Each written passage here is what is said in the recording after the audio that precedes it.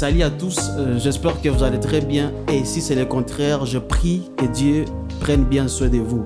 Bienvenue encore dans cette vidéo et que Dieu vous bénisse avec nous.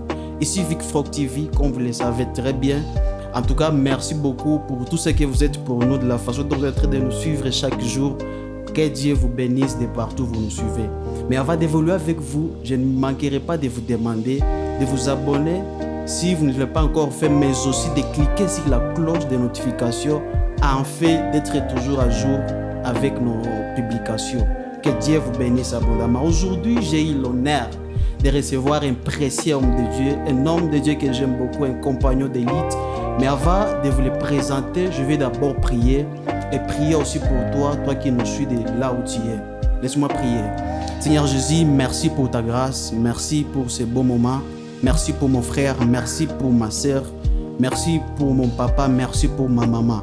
Seigneur, je suis là, nous sommes là, nous prions pour cette œuvre, nous prions Dieu pour ces podcasts. Seigneur, fais-nous grâce, sois avec nous, utilise-nous pour la vie chrétienne, pour le ministère de ton serviteur. Utilise-nous, oh Dieu, pour ta gloire. Merci parce que tu vas le faire et tu vas surveiller ces moments. Au nom de Jésus, Amen. Que Dieu vous bénisse abondamment, bien-aimés dans le Seigneur. Aujourd'hui, j'ai eu l'honneur de recevoir, d'accueillir un précieux homme de Dieu, comme je le disais. Bonjour, homme de Dieu. Bonjour. J'espère que vous allez très bien. En tout cas, tout va bien, le Seigneur fait grâce. En tout cas, bienvenue dans Vic Frog. Merci beaucoup. D'abord, merci pour l'invitation et que Dieu vous bénisse abondamment. Amen. Je crois que je dois d'abord vous laisser la place en fait de vous présenter pour que nos sœurs, nos frères puissent connaître avec qui ils seront aujourd'hui. Bienvenue. Merci beaucoup. Eh bien, merci aussi à tous ceux qui nous suivent et nous donnons gloire à Dieu pour tout ce qu'il est en train de faire, d'accomplir. Mon nom est Gérard Kato, je suis le frère Gérard Kato et je sers le Seigneur dans la ville de Goma, précisément l'église Parole de Vie Éternelle. Je crois que le Seigneur a fait ce cadre en fait de pouvoir encore bénir les peuples de Dieu et d'édifier l'église du Seigneur. Telle est la mission que le Seigneur nous a donnée. Merci beaucoup. Merci beaucoup, homme de Dieu. En tout cas, bienvenue. Sentez-vous libre avec nous. Merci beaucoup. Aujourd'hui, il y a un thème que nous avons choisi, que Dieu a déposé dans nos cœurs, en fait de partager avec vous. Et j'aimerais, avant de présenter les questions que j'aurai dans ce thème, de vous présenter quand même les thèmes, mais aussi de vous donner un peu de la place pour que vous puissiez parler quelque chose sur les thèmes. Les thèmes, nous l'avons intitulé par la grâce de Dieu, les défis des serviteurs de Dieu avant l'enlèvement de l'Église, l'apostasie, mais aussi des persécutions, mais aussi des faux prophètes. Les défis des serviteurs de Dieu avant l'enlèvement de l'Église, l'apostasie, les faux prophètes, mais aussi la persécution. Je crois qu'avant de vous présenter certaines questions, je vais d'abord vous laisser quelques minutes en fait de présenter ou de commenter un peu, d'introduire un peu ce thème pour que je puisse venir par après avec des questions. Bienvenue, homme de Dieu. Merci beaucoup. Cependant, le thème est vraiment intéressant. Okay. C'est très intéressant. Et vu que nous sommes de ceux-là qui vont affronter ces défis, je crois que c'est important qu'on en parle. C'est important qu'on en parle. Et nous vivons des moments très difficiles dans ces temps de la fin. Mais peut-être avant d'aller plus loin, j'aimerais qu'on lise peut-être ensemble 1 Timothée, chapitre 4, verset 1er à 2. Je vais lire dans la version français courant. La Bible dit, « L'Esprit dit clairement, dans les derniers temps, certains abandonneront la foi pour suivre les esprits trompeurs et des enseignements inspirés par des démons. » Le verset dit, « Ils se laisseront égarer par des gens hypocrites et menteurs à la conscience marqués au fer rouge. » Ce texte, en fait, c'est Paul qui écrit à son fils Timothée, son fils dans la foi. Et le livre de 1 Timothée, c'est un livre où l'apôtre Paul est en train d'écrire à son fils qui était pasteur et il lui donne des consignes, des comportements. Comment est-ce qu'on peut se comporter dans la maison du Seigneur? Et les textes que nous venons de lire, précisément, l'apôtre Paul est en train d'alerter son fils. Il est en train comme de mettre son fils en garde, lui disant que dans les derniers temps que nous vivons, les derniers temps n'ont pas commencé aujourd'hui. Les derniers temps ont commencé depuis les temps des avant. Ça fait longtemps que nous vivons les derniers temps. Et dit qu'il y a des choses qui vont arriver dans les derniers temps. Et Paul juge mieux. J'aime comment est-ce qu'il introduit les textes. Il dit que l'Esprit dit expressement. Ça veut dire qu'il reçoit la révélation du Saint-Esprit. C'est quelque chose que le Saint-Esprit lui révèle et il est en train de lui dire que ceci, voilà, A, B, C vont arriver. Et parmi les choses qu'il est en train de dire à son fils, il lui dit que dans les derniers temps, il y a premièrement une catégorie de gens qui vont abandonner la foi. Okay. C'est ce que nous appelons l'apostasie, parce que dans les thèmes, il y a l'apostasie. Et il dit que quelques-uns abandonneront la foi, et ces gens-là seront séduits par des esprits. Mais il y a aussi une autre cause que l'apôtre dit qu'il y a des hypocrites qui se mettront à enseigner la parole de Dieu. Okay. Vous voyez? Et dans ces textes, vous comprenez 3 choses principalement. Premièrement, il y a une minorité de gens. Ce n'est pas la majorité. Okay. Ce sera une minorité de gens qui vont abandonner la foi. Okay. Ce sera une minorité de gens qui vont être trompés. Ce sera une minorité. Ils ne seront pas nombreux. Okay. Ça sera une petite minorité. Mais le mal ou le danger, c'est que si nous laissons que cette minorité prospère, ça va affecter plusieurs personnes. Okay. Deuxièmement, il y aura des esprits dans ces derniers temps que nous vivons. Il y a des esprits qui sont lâchés. Il y a des esprits qui vont séduire les gens. La Bible dit dans la version française que des gens seront séduits des hommes seront séduits par ces esprits-là. Et il y aura aussi des doctrines des démons. Pas que les gens parleront des démons, mais plutôt que des démons vont influencer des enseignements.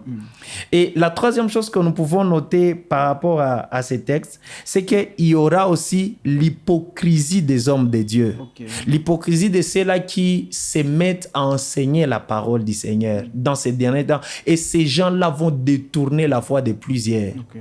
C'est sûr que l'abandon de la foi ou l'apostasie peut venir de différentes manières. Ce qu'on a parlé aussi dans les termes de la persécution. Et vous devez savoir que quand quelqu'un est hypocrite à la manière dont il est en train de dispenser la parole de Dieu, les gens qui sont en train de l'écouter, ils ne l'écoutent pas en réalité. Okay. Parce qu'au-delà de prêcher, au-delà d'enseigner, nous communiquons une vie. Exactement. Et cette vie, ce n'est pas la vie publique. C'est la vie que vous avez en secret avec le Seigneur. Eh bien, ces gens-là, ils vont devenir hypocrites. C'est pas à dire qu'au départ, ils étaient hypocrites. Non. Ils vont les devenir. Okay. Je ne sais pas ce qui s'est passé dans leur cours dans le ministère, mais plutôt, ils ont commencé bien avec le Seigneur. Mais dans leur cheminement, dans leur appel, dans leur exercice de ministère, il y a quelque chose il y a comme une motivation qui a changé. Et quand la motivation a changé, c'est là qu'ils deviennent d'autres personnes que ceux qu'ils étaient avant. Okay. Et peut-être en finissant, je voulais peut-être demander aux hommes de Dieu, peut-être qui nous suivent, leur dire, est-ce que la même motivation que vous aviez quand vous avez commencé avec le Seigneur, est-ce ce qui est en train de vous motiver pour le moment? Okay. C'est comme c'est là qu'on devient apostate. Avant, c'était le royaume qui vous motivait. Avant, c'était les ciels. Dans la tête, il y avait les ciels. Avant, il y avait les salis des âmes qui battaient dans nos cœurs. Mais est-ce que quelque part, il n'y a pas quelque chose qui est en train de changer? Qu'est-ce qui vous motive à publier des choses sur nos Facebook, tous les réseaux sociaux que nous avons? Ne serait-ce pas le voyage qui est en train de vous motiver? Vous voulez changer même les messages que le Seigneur vous a donnés parce que vous voulez devenir aussi important. Les baises que nous faisons, ça part de tout ça. Et nous sommes en train petit à petit de clocher de notre côté à cause de tout ce qui est en train de se passer, à cause du modèle que nous sommes en train de voir dans dans le monde. La question, en tant qu'enfant de Dieu, en tant que serviteur de Dieu, nous qui vivons dans ces temps, nous devons nous demander, nous poser des questions qui sont personnelles, disant, est-ce que nous faisons l'évaluation de notre marche avec le Seigneur en tant que serviteur? La manière dont nous avons commencé et là où nous sommes, est-ce que nos motivations sont les mêmes? Est-ce que nous continuons toujours à poursuivre les mêmes motivations, la même mission? Voilà un peu ce que je peux dire. En tout cas, c'est vraiment intéressant. Il y a quelque chose que vous êtes en train de dire, que ça ne sera pas vraiment une majorité déjà qui abandonneront la foi. Mais vous avez dit que ça sera une minorité. Alors, quelque chose de savoir. Vous avez aussi dit que il faut que nous puissions empêcher ces gens en fait de ne pas, ou empêcher certaines personnes en fait de ne pas être parmi les gens qui abandonneront la foi. Alors, quoi faire ou comment les empêcher en fait que nous tous, ou en fait que le royaume de Dieu soit comme Dieu attend de nous? Alors, ça c'est vraiment intéressant comme question, c'est vraiment très intéressant. En fait, ces gens-là, j'aimerais parler de l'émergence comment est-ce qu'ils vont prospérer. Ces gens-là qui ont de mauvaises doctrines, les faux prophètes, ils vont prospérer par l'ignorance de l'Église. Quand l'Église ne connaît pas, je parle de connaître et Dieu, je pense qu'on va en parler, connaître Dieu et connaître la parole de Dieu. Je parle quasiment de la maturité des chrétiens. Aux chrétiens matures, ils ne peuvent pas entrer dans ces pièges-là. Les chrétiens qui sont matures. La seule façon d'arrêter cette hémorragie de faux prophètes, la seule façon de faire que les faux prophètes ne prospèrent pas chez nous, c'est grandir spirituellement. C'est être mature avec le Seigneur. Voilà un peu ce que je peux. Et par là de l'apostasie, qu'est-ce que la Bible dit précisément sur l'apostasie? Mais à part ça, peux-tu aussi expliquer certaines choses ou ce que ça signifie pour les serviteurs de Dieu actuellement, l'apostasie? Peux-tu un peu au moins expliquer que c'est ce que l'apostasie, pour les serviteurs de Dieu aujourd'hui ou dans notre génération? En fait, l'apostasie, est-ce qu'il y a une manière de la définir dans cette génération et dans d'autres générations? L'apostasie est la même. L'apostasie, c'est le fait d'abandonner la foi. Et puis, c'est l'abandon volontaire.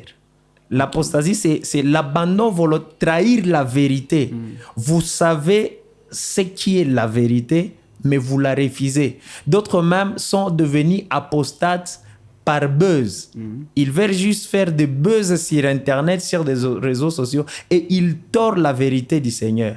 C'est ça, en fait, le courant et le vent dans lequel nous sommes en train d'entrer. Dans lequel dans le courant ou les défis que nous faisons, avec lesquels nous faisons face.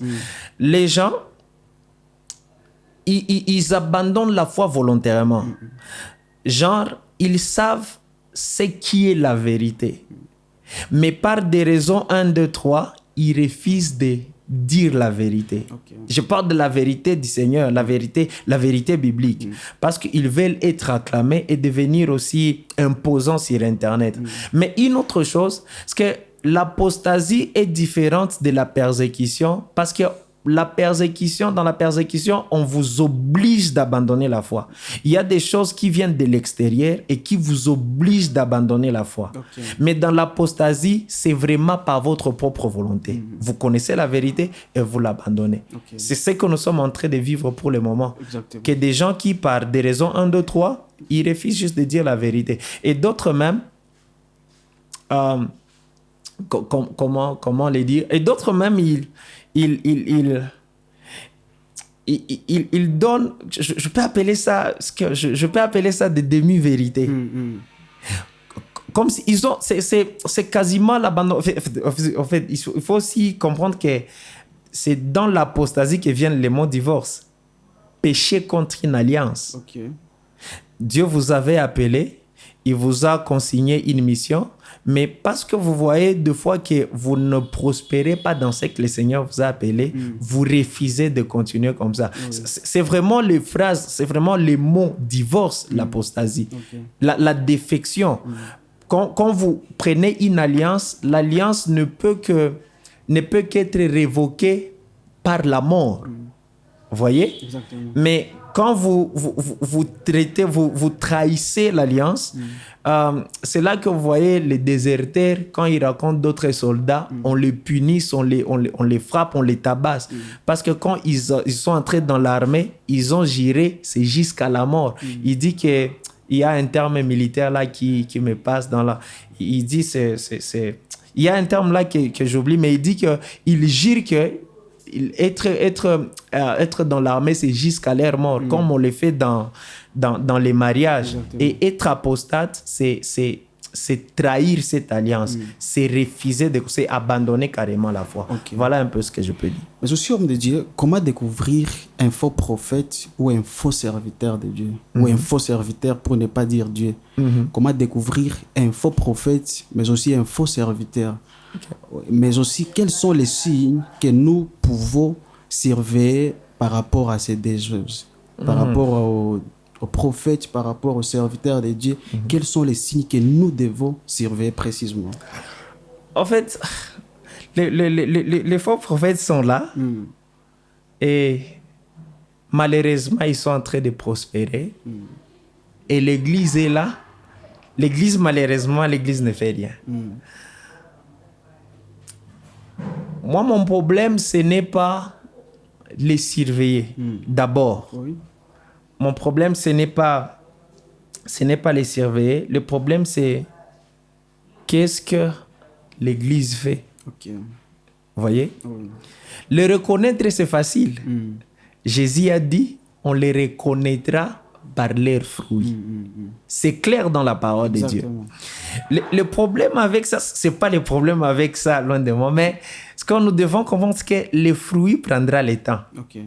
Mais pendant que nous sommes en train d'attendre le fruit, les gens sont en train d'être infectés par leurs faux prophéties, par leurs faux enseignements. Ils seront en train d'être infectés. Mais au lieu de dire comment les surveiller, moi, je voulais parler justement de l'Église. Est-ce que l'Église grandit? Parce que pour dénicher un faux prophète, il faut être mature. Okay. Vous voyez? On le reconnaîtra par leurs fruits. Mais si nous nous mettons à les surveiller, nous allons tomber dans un piège. Okay. Quel piège dans lequel nous allons tomber? Parce que même les vrais et les faux, ils sont tous humains. Je ne sais pas si vous comprenez de quoi est-ce que je parle. Ils sont tous humains. Et quand on parle de l'humain, ça veut dire que c'est un mélange de bien et de faux. Un mélange de force et de faiblesse. Exactement. Et les vrais, prenons l'exemple de Jésus. Jésus dit, Jean-Baptiste est venu, un vrai prophète. Mais parce qu'il ne mangeait pas, qu'est-ce qu'ils ont dit? Il a un démon. Jésus vient, lui, il mange. Exactement. Ils ont dit, pourquoi il mange? Vous comprenez? Exactement. Donc, on ne doit pas passer notre temps à les surveiller. Ce sont des hommes. Okay. Mais plutôt, passons notre temps à grandir. Okay.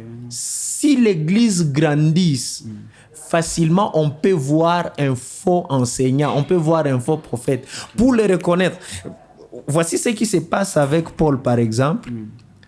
Paul est dans une réunion, dans une région, je m'excuse.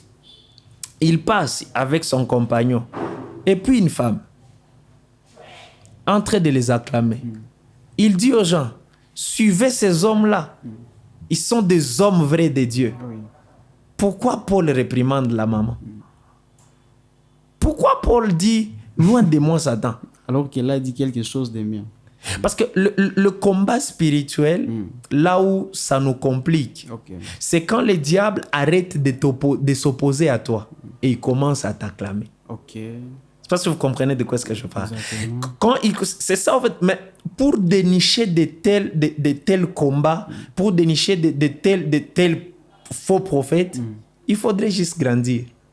Et l'Église passe beaucoup de temps à critiquer les faux prophètes, mais l'Église est incapable de grandir.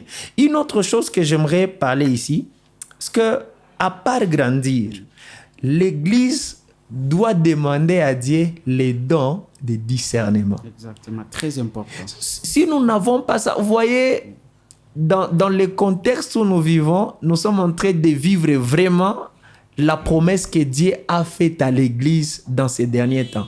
Il a dit dans Joël 2:28 qu'au dernier jour, je vais répandre de mon esprit sur toute chair. Exactement. Vos fils et vos filles vont prophétiser. C'est pourquoi vous voyez qu'il y a ces vents. Exactement. C'est quelque chose qu'on ne peut pas arrêter. Mais les gens matures savent que si la pluie, s'il y a cette onction qui est en train de se répandre, l'onction de prophétique, l'Église doit, les gens qui sont matures, ils doivent se mettre à côté et demander à Dieu le don de discernement. Okay. Pourquoi j'ai dit ça? Parce que quand le Seigneur sème les blés, l'ennemi viendra aussi placer l'ivraie. Oh oui. Et pour reconnaître, il faut la maturité spirituelle et il faut le don de discernement. Okay. C'est ce qui nous manque. Wow. Et là, nous allons... On saura, en fait. Parce que quelqu'un qui est immature spirituel, parce que les immatures sont dans les sensationnels. Exactement. Les immatures sont dans les spectaculaires. Exactement. Mais les gens qui sont matures, ils cherchent quel est l'esprit derrière. Exactement. Pourquoi vous faites Vic Frock? Pourquoi? Vous pouvez accueillir quelqu'un à l'église. Il sait que sa motivation, c'est l'argent. Vous voyez? Oui. Mais pendant son service, il vous demande de lui donner 5 veuves. Il leur distribue des pagnes. La motivation, c'est parce qu'il sait.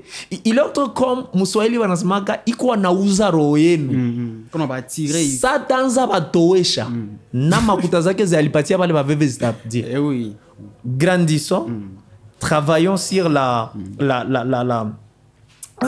les dons de discernement. Ça, on doit les demander à Dieu. Okay. Surtout dans ce temps où tout le monde est prophète. Vous n'allez pas arrêter ça. Personne n'arrêtera pas ça. Parce que ça, c'est une promesse de Dieu. Mais les gens matures savent que nous devons travailler aussi de notre côté les dons de discernement. Et ça, c'est très important. En tout cas, c'est très important de Dieu. Mais une question. Est-ce que chaque enfant de Dieu doit avoir ou doit demander ces dons-là de discernement, ou c'est Dieu qui peut nous donner ça par lui-même, par sa, ou dans sa divinité, nous donner ça, ou soit chaque enfant de Dieu, est-ce qu'il peut avoir ces dons-là de discernement, ou il peut demander à Dieu ces dons-là de discernement? En fait, moi là-bas, je dirais justement que est-ce que vous me demandez si chaque enfant de Dieu a le Saint-Esprit? Parce que c'est le Saint-Esprit qui est le patron de tous les dons. Okay. Vous voyez? Et si nous cultivons la communion, parce que c'est ça le principal, si nous cultivons la communion avec le Saint-Esprit, si chaque enfant de Dieu se met dans la tête disant que j'ai un cœur à gagner, je parle du cœur de Dieu, j'ai un cœur à conquérir, sachant que je dois marcher avec le Saint-Esprit. Si chaque enfant de Dieu les met en tête et commence à y travailler, si l'Église apprend ça aux enfants de Dieu, pourquoi est-ce que le Saint-Esprit, avec qui vous êtes en communion, fera qu'on vous trompe? Okay. Vous le saurez. Savez-vous quand même dans nos cultes, je parle de nos cultes, vous savez que quand Dieu n'est pas là, on le sait, même si on ne peut pas le dire. Vous pouvez expliquer? Quand Dieu n'est pas là, on sait, mais on ne peut pas le définir. Et quand Dieu est là, on sait qu'il est là, mais on ne peut pas dire il était là comment. C'est côté sensationnel ou comment ou ça, non, je ne sais pas au fait, mais on sait quand Dieu est là. Okay. On sait quand Dieu est là. Moi, j'aimerais dire peut-être aux enfants de Dieu, ceux qui vont suivre le podcast, leur disant que travaillons notre communion avec le Saint-Esprit. Oui.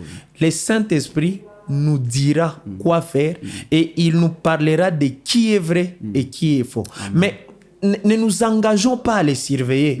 Ce sont des hommes. Une autre image qui me vient là directement, c'est l'image qu'il y a dans les livres de...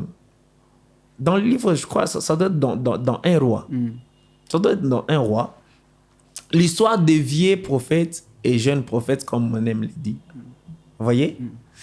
Si vous vous mettez à surveiller les gens, vous allez tomber dans un piège. Okay. Les jeunes prophètes reçoivent la parole de Dieu, donnant un message au roi. Quand il revient, celui que nous appelons le vieux prophète, est-ce qu'il était en bon terme avec Dieu? Non, il n'était pas en bon terme avec Dieu. mais il a donné un message vrai, authentique de Dieu pour les jeunes prophètes. Ok. Je ne sais pas si vous comprenez. Oui. Parce que Dieu utilise qui il veut. Vous voyez? Oui. Et ce ne sont que des hommes. Ils ne sont pas des anges. Ils ont l'air de faux. Ça veut dire que même une personne non qualifiée peut te donner un message authentique du Seigneur. Mais on est témoin, Balaam a reçu une parole de la part de... C'était dans une âne. Oui, exactement. J'espère que vous comprenez. Donc, le bon côté, c'est de suivre. Nous grandissons comment pour ne pas tomber dans leur piège. Voilà un peu ce que je peux dire. Mais aussi, homme de Dieu, je voulais aussi savoir pourquoi la persécution des vrais serviteurs de Dieu va-t-elle s'intensifier avant l'enlèvement? Pourquoi la persécution des vrais serviteurs de Dieu, des vrais, de ceux-là qui servent Dieu dans la vérité, doit vraiment s'intensifier avant l'enlèvement? Pourquoi? On voulait en tout cas savoir cela. En fait, ça dépend de comment est-ce que vous... De votre définition, premièrement, de l'intensification de la persécution. Mais une autre chose, c'est que l'Église doit être en paix. Enfin, pourquoi j'ai dit un peu? Parce que l'intensification que nous sommes en train de faire, il y a un degré de persécution que l'Église ne verra pas. Il y a un degré d'intensification de la persécution qui va se reproduire après que l'Église, quand l'Église ne sera pas là. Vous voyez? Mais pourquoi est-ce que ça va s'intensifier? Déjà nous vivons la persécution. La persécution, c'est un système que le monde ou les gens de certaines religions vont mettre en place pour priver, surtout aux chrétiens, pour les priver de leurs droits légitimes, envie d'abandonner leur foi. Dans l'église primitive, quand on arrêtait les disciples, qu'est-ce qu'on leur disait? On ne les interdisait pas de prêcher. Non. Ils étaient prêts. Ils étaient autorisés à prêcher. Mais on leur disait de ne pas prêcher Christ. C'est ce qu'on leur interdisait. Le système a changé. C'est ce que nous devons comprendre. Que le système a changé. Pourquoi le système a changé? C'est qu'aujourd'hui, on ne lapide pas les gens. Vous voyez? On ne les lapide pas, on ne gorge pas, à part certains pays que je ne vais pas citer ici. Et pas très loin de chez nous. Récemment, on a brûlé, je crois, il y a 3 ou 4 ans, on a brûlé une église dans laquelle il y avait des gens. Pas vraiment très loin de chez nous. Et on a changé de système. C'est quoi le système qui est en train d'être utilisé aujourd'hui? C'est un système qu'on appelle étau, parce qu'il y a la persécution marteau et la persécution étau. Marteau, c'est quand on fait des actions violentes corps à corps. Vous voyez? On peut vous refuser un passeport parce que vous êtes chrétien. On peut vous refuser de certains droits parce que vous êtes croyant. Vous voyez? Dans certains pays, je ne vais pas citer, vous êtes chrétien, vous n'avez pas les droits même de franchir leurs frontières. Je ne sais pas si vous comprenez de quoi ce que je veux. C'est ça, marteau. Donc, on vous touche vraiment directement. Mais étau, c'est un système qu'ils ont mis en place.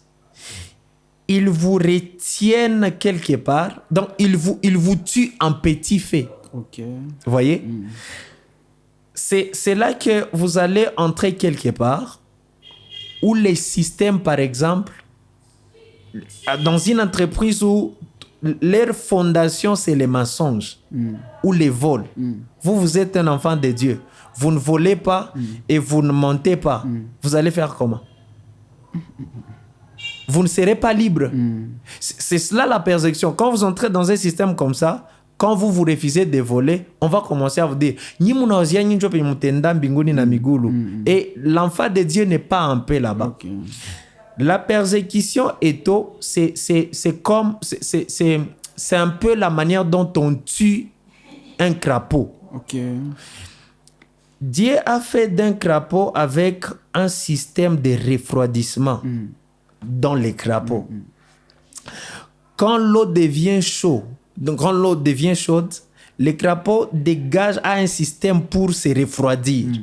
Pour tuer les crapauds, vous savez comment on fait?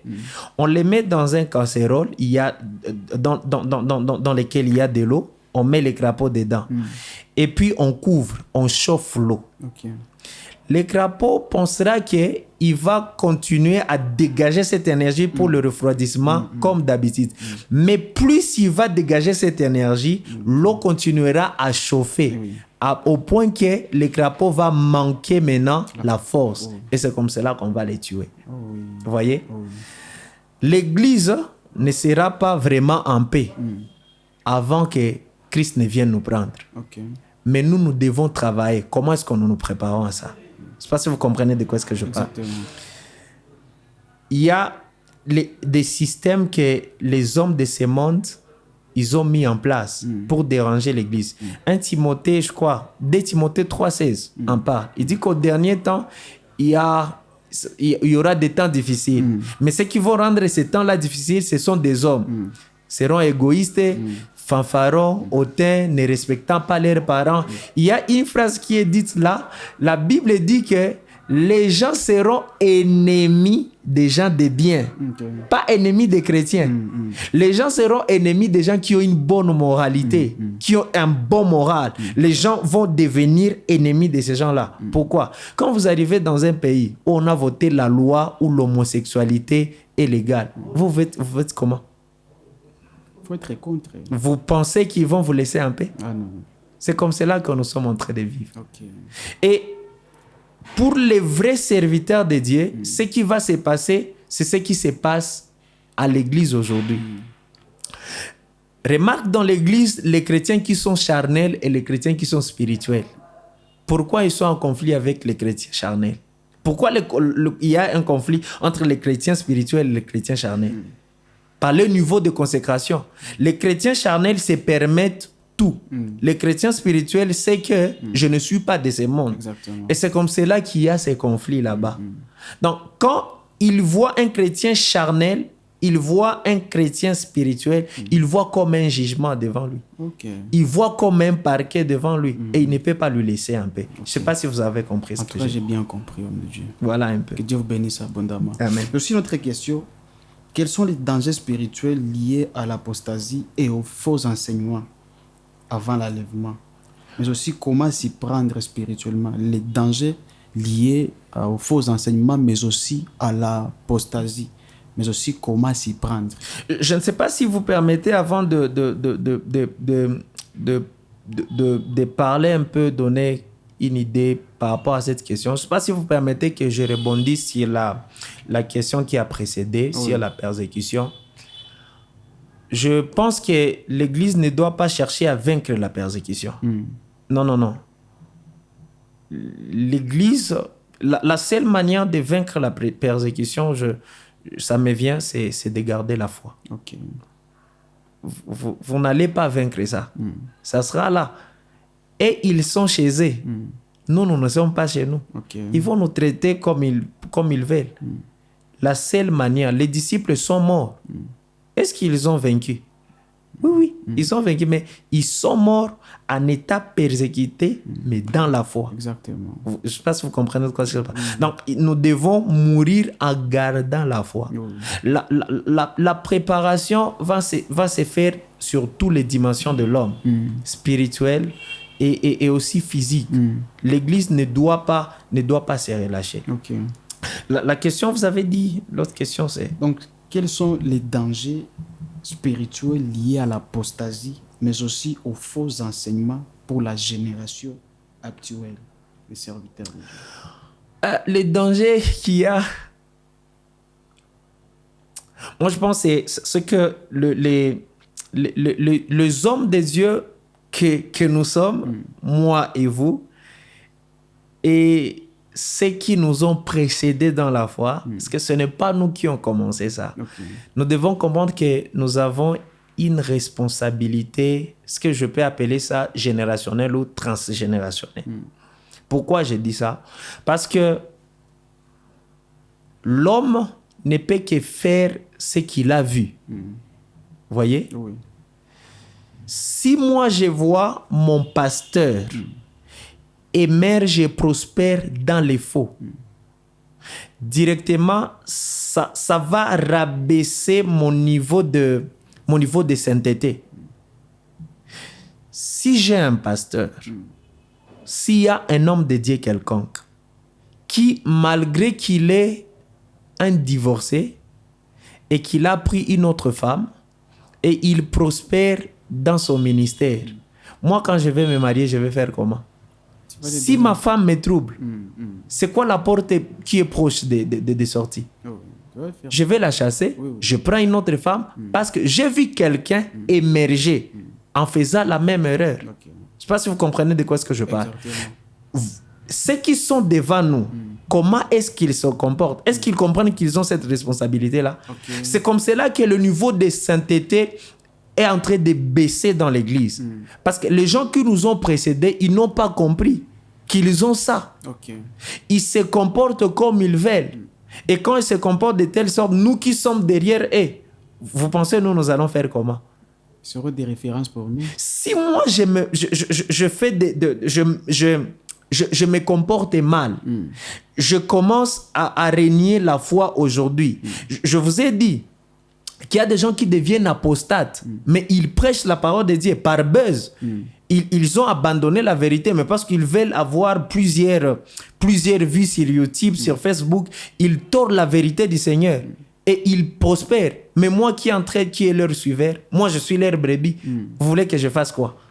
Voilà un peu les dangers qu'il y a. Donc nous devons comprendre, non que nous devons comprendre. Aujourd'hui, c'est moi qui est sur cette émission, sur ces podcasts, c'est moi qui est là. Mais demain, peut-être, ça sera quelqu'un de plus jeune que moi. Mais il va voir ce que je suis en train de dire ici. Exactement. Je ne sais pas si vous comprenez. Ce n'est pas vous, la première personne à prêcher dans votre église. Il y a des pasteurs et vous devez... Si un pasteur peut être homosexuel, conduisant une église, mais la génération qui est derrière lui va faire comment? Suivre les chemins. Même chose. Donc, il est temps que nous revenons à nous-mêmes. Que nous disions que nous avons vraiment une responsabilité et un héritage à laisser. Un héritage à laisser plutôt. On doit comprendre ça vraiment. Parce que si on ne comprend pas, alors nous sommes en train de tuer ceux qui sont derrière nous. Et c'est comme cela qu'aujourd'hui, on ne prêche pas la vérité. Chacun a sa vérité. Chacun a une vérité. La vérité, nous avons laissé ça. Et nous sommes entrés dans les pièges de prêcher des réalités. Parce que la vérité ne change pas. Mais les réalités changent tous les temps. Exactement. Voilà un peu, je ne sais pas si je réponds bien. Vous avez bien répondu. Mais aussi, homme de Dieu, comment un serviteur de Dieu peut-il rester ferme face à ces défis? La persécution, l'apostasie, mais aussi face à ces faux prophètes. Comment un serviteur de Dieu doit rester ferme dans la foi face à ces défis? Eh bien, en tant que serviteur de Dieu, parce que les défis sont là, moi, je ne peux dire qu'une seule chose peut-être. Connaissez le Dieu que vous servez. C'est Daniel qui le dit. Dans, je crois, Daniel 11, 32, si ma mémoire ne me trompe pas, que ceux qui connaîtront leur Dieu agiront avec fermeté. Voyez? Plusieurs des hommes de Dieu connaissent leur communauté. Et ils servent leur communauté et même leur pasteur. Mais ceux qui connaissent Dieu, ils ont une approche différente des choses. Parce qu'ils connaissent les dieux qu'ils servent.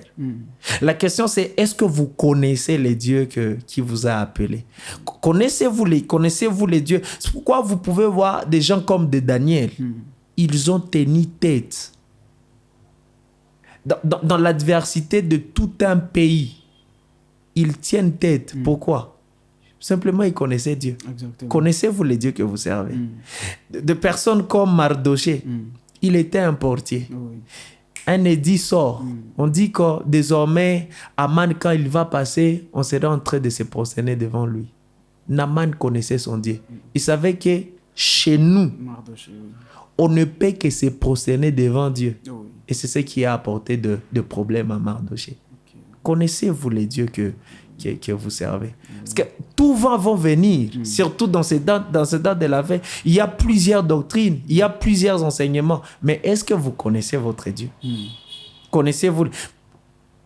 Quand je parle de connaître Dieu en tant que serviteur de Dieu, je suis en train de parler de l'effet de... Avez-vous le temps de méditer la parole du Seigneur? Vous voyez? Est-ce que vous avez le temps de méditer cette parole? Parce que c'est par ces canaux-là qu'on connaisse le Seigneur. On apprend Christ. On apprend à le connaître. Parce que dès que vous avez une connaissance personnelle, moi, je pense que vous pouvez tenir tête à tout vent et toute tempête qui peut s'élever. Donc, face à ces défis que nous sommes en train de vivre, ce qui peut nous aider vraiment, c'est de connaître Dieu ou la connaissance de Dieu. Mais sur de Dieu, quels exemples bibliques pouvons-nous tirer des serviteurs fidèles confrontés à l'opposition ou aux faux enseignements ou aux faux prophètes? Quelles sont les références bibliques mais les références bibliques, il y en a beaucoup, il y en a plusieurs, c'est un peu partout, surtout quand les gens étaient dans la déportation. Je viens de parler de Daniel, il s'est confronté à cette tempête. Parlant de Shadrach, Meshach, Abednego, on voulait les imposer à adorer une image, ils ont refusé. Mais prenons l'exemple de Jésus aussi.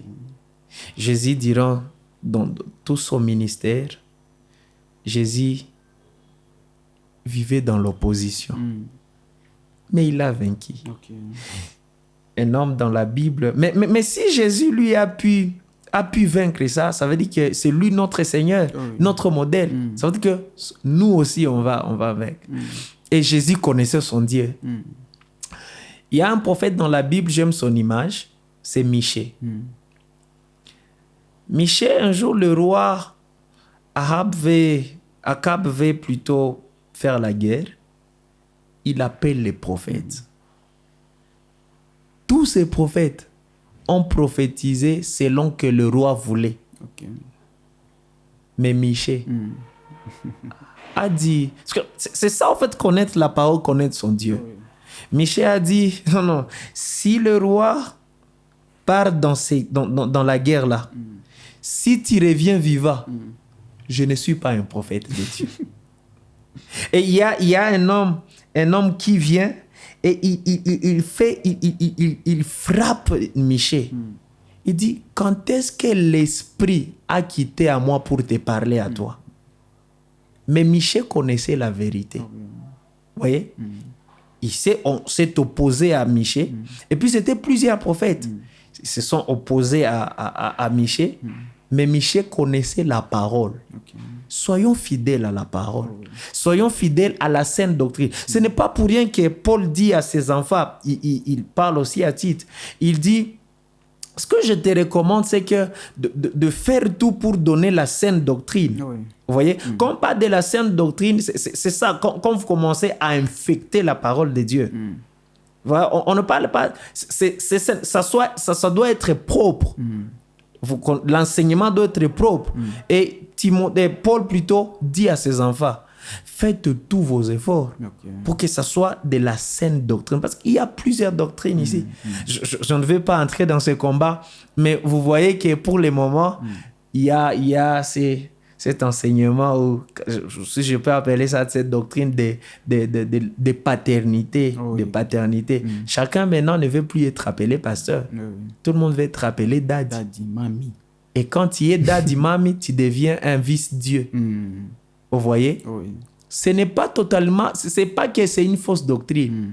Mais comme je vous l'ai dit, quand il y a les blés, l'ennemi plante aussi l'ivraie. Exactement. Je ne sais pas si vous comprenez de quoi est-ce que je parle. Donc, il y a plusieurs, mais vous, c'est quoi? Attachez-vous aussi à la saine doctrine.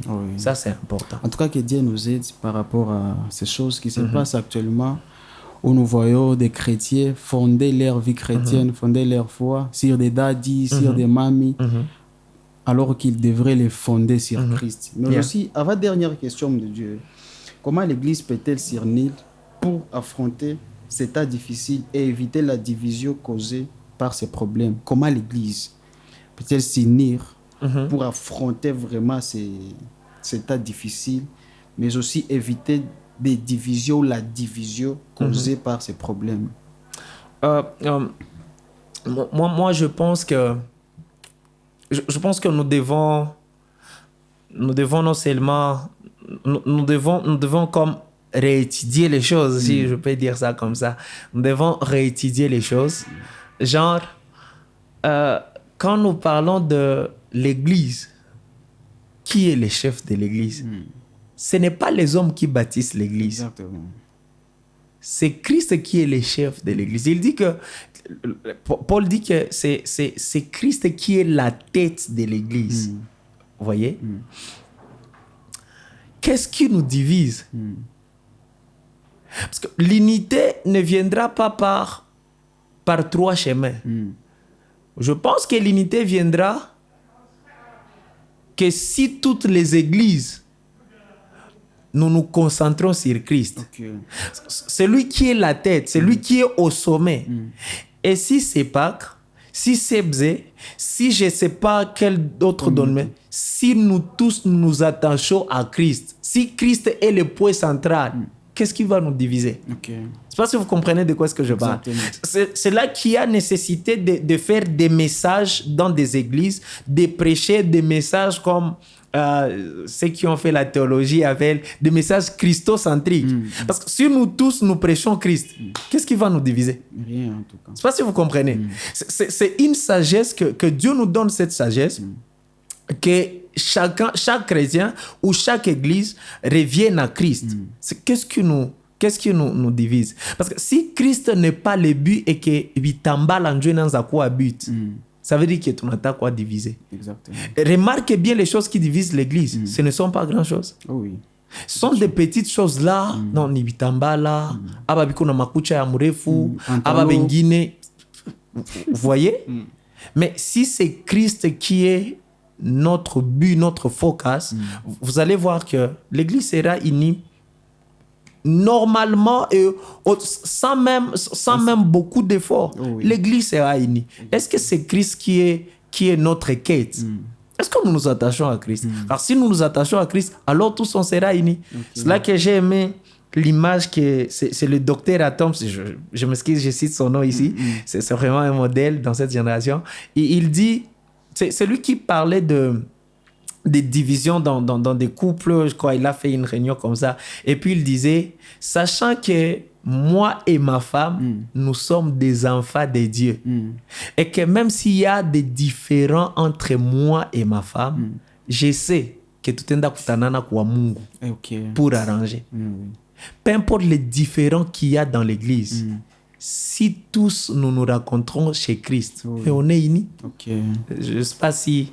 Voilà. En tout cas, que Dieu nous capacite, que Dieu nous aide à nous concentrer surtout sur Christ. Exactement. Surtout, ma dernière question de Dieu est de savoir les promesses de Dieu pour ceux qui persévèrent jusqu'à l'enlèvement de l'Église malgré les difficultés. Quelles sont les promesses de Dieu pour ceux-là qui patientent, pour ceux-là qui acceptent, ou pour ceux-là qui accepte la persécution jusqu'à l'enlèvement de l'Église? Ok. Il y a plusieurs récompenses. Surtout quand on parle dans les livres d'Apocalypse, chapitre 2 et 3, il y a des récompenses que le Seigneur lui-même dit aux églises, parmi lesquelles ceux qui persécutent. Est-ce que nous pouvons lire d'abord Apocalypse 2, verset 10. J'ai la version français courant ici, mais la Bible ici chez moi dit ceci: ne crains pas ce que tu vas souffrir. Vous entendez? Écoute, le diable va vous mettre à l'épreuve en jetant plusieurs d'entre vous en prison. Ça, c'est la persécution. Et vous persécutera pendant 10 jours. La Bible dit ceci. Sois fidèle jusqu'à la mort. Et je te donnerai quoi? La couronne des victoires, la vie éternelle. Okay. Dans la version Louis II, on parle de la couronne de la vie. La couronne de vie. Mais dans ma version, on dit que ceux qui vont persévérer jusqu'à la fin, que les dangers seront là. Ça ne va pas s'arrêter. Non, ça ne s'arrêtera pas. Mais si vous persévérez jusqu'à la fin, vous allez obtenir la couronne de la vie. La couronne de victoire qui est la vie éternelle. Dans Matthieu, Jésus lui a dit que ceux qui vont persévérer jusqu'à la fin, la Bible dit qu'ils vont être sauvés. Vous voyez? Ma mère, que je salue en passant, ma mère me dit souvent, il n'y a pas quelqu'un qui peut dire que j'ai persévéré et puis je suis fatigué. Okay. Non. Il parle bien en bon swahili de Birere. Il dit que hakuna mtu mwenye anasemaka aseme, hakuna mtu mwenye anasema aseme nilivumilia kisha nikachoka nikaacha. Okay. Ça veut dire qu'il haukuvumilia. Mtu anavumiliaka paka mwisho. Vous voyez? Ça veut dire que on doit être fidèle jusqu'à la fin afin d'obtenir la couronne que le Seigneur a réservée. Et ça, c'est quelque chose d'encouragement. Sachant que peu importe ce que nous passons, peu importe la diversité, peu importe les défis qu'il y a autour, la persécution et tout, peu importe tout ça. Sachant que un jour, je serai quelque part où le Seigneur a dit, bien bon fidèle serviteur. Ça, c'est quelque chose d'important. Ça veut dire que nous ne souffrons pas pour l'évangile ou pour la cause de Christ pour rien. Non. Il y a vraiment une récompense. Et ça, tout enfant de Dieu, tout serviteur qui veut marcher dans la vérité, dans la fidélité du Seigneur, doit vraiment nous devons mettre ça dans le cœur afin de savoir que, donc, il y a une récompense. Voilà un peu ce que je fais. En tout cas, merci beaucoup, homme de Dieu. Je voulais partager à nos bien-aimés, à nos sœurs et frères, et nous dire maintenant que vous êtes en train de nous suivre, de ne pas abandonner la foi. Ma sœur n'abandonne pas la foi. Amen. Mon frère n'abandonne pas la foi. Amen. Persévère toujours. C'est que l'homme de Dieu est en train de dire que la solution aux persécutions, c'est de garder la foi. Yes. Ma sœur, garde la foi.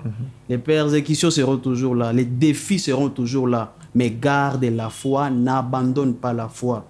Vous parlez de la persévérance. La persévérance vient quand on a déjà patienté. Tu te dis que tu es déjà à la fin, mais persévère encore. Je crois qu'il y a les meilleurs devant toi. Je crois qu'il y a les meilleurs devant nous tous. Persévérons jusqu'à la fin. Persévérons jusqu'à l'enlèvement de l'église bien-aimée dans le Seigneur. Homme de Dieu, que Dieu vous bénisse abondamment. En tout cas, nous devons même applaudir pour cette parole. C'est vraiment fort. Et nous prions que Dieu vous garde pour nous et pour sa gloire. Amen. En tout cas, nous ne doutons pas que prochainement, nous allons encore vous inviter. Gloire à Dieu. En tout cas, ça, nous l'affirmons très bien. Que Dieu vous bénisse. Amen. Avant de finir, vous allez prier, homme de Dieu. Mais aussi, à saluer nos bien-aimés qui nous suivent à partir de la radio. Alpha Omega, Rao FM à la fréquence 101.0. Okay. Vous aussi, que Dieu vous bénisse abondamment. Kabisa Mungu abariki. Bandugie tubote benye biko na tufata ku radio Alpha Omega, Rao FM. Mungu ababariki sana. Homme de Dieu, vous allez prier pour nous. Enfin, que Dieu nous aide à garder la foi. Oui, il y aura des persécutions, il y aura des faux prophètes, il y aura des enseignements là qui ne cadrent pas la parole de Dieu. Il y aura des choses là qui seront comme des difficultés. Mais ne pas dire aussi qu'il y aura. Il se peut qu'il y a de ces choses-là. Il y a déjà des persécutions. Nous vivons déjà des persécutions. Tu vas prier pour ma sœur qui nous suit. Tu vas prier pour mon frère afin que Dieu puisse nous aider. S'il est en train de planifier d'abandonner aussi la foi, qu'à partir de cette prière, Dieu puisse le capaciter. Bienvenue, homme de Dieu, dans la prière. Prions. Seigneur, Jésus. Tu n'as pas dit que ça sera facile. Non. Toi-même, tu as vaincu, tu as vécu sur cette terre. cet air bizarre, Ok. plein de jalousie, plein de mauvais cœur. Seigneur, mais c'est là que tu nous as envoyés. Quand tu priais, tu as dit que tu ne demandes pas qu'on nous ôte de ces mondes ou de cette terre, mais tu as demandé à Dieu de nous garder. Père, je prie aussi pour ma sœur et mon frère, passant par de moments difficiles à cause de sa voix. Père, je demande que tu la gardes, que tu les gardes fidèles à toi. Amen. Que peu importe ce qui va se passer autour d'eux, peu importe les rejets, peu importe la persécution, Père, garde leur foi. Amen. Au nom de Jésus-Christ de Nazareth. Que le Saint-Esprit parle à leur cœur, dès à présent et à jamais. Amen. Qu'il s'attache à ta parole, Amen. ta parole qui est notre réconfort, ta parole qui nous donne la paix dans le cœur. Alléluia. Amen. Père, je prie que tu les soutiennes. Je prie que tu les soutiennes. Amen. Je prie qu'ils sentent ta présence à côté d'eux. Je prie que tu les tiennes par la main et marches avec eux dans la vallée de l'ombre de la mort. Amen. Sois avec eux dans le feu où ils peuvent passer. Amen. Et qu'ils te voient, Seigneur. Amen. Ma prière pour eux, soit leur encouragement. Amen. Que ta présence les encourage. Amen. Fortifie-les par ta présence. Amen. Dans le nom de Jésus-Christ de Nazareth, Amen. je les demande. Oui. Amen. Amen. Que Dieu vous bénisse abondamment. Merci d'avoir visionné cette vidéo. N'oublie pas surtout de partager, mais aussi si tu as des questions, tu peux aussi nous laisser des questions dans les commentaires. Que Dieu vous bénisse abondamment. Bienvenue et rendez-vous à la prochaine vidéo. Amen. Amen.